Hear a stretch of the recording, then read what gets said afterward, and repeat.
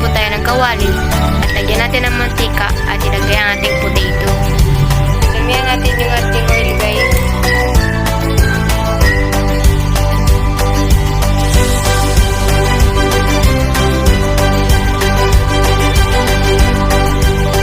Gandahan na natin paglagay guys ang brown sugar.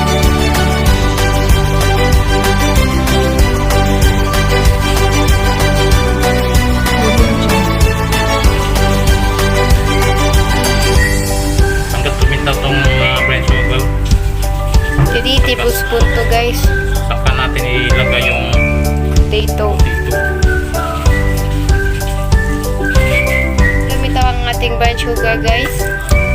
Lagay natin ang ating potatoes.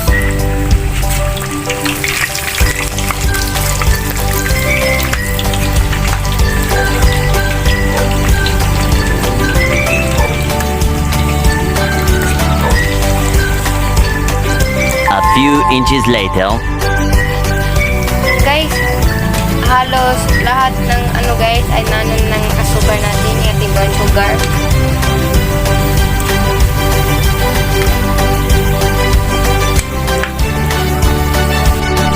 Ayan, ang ganda nating kulay ng ating kamote guys.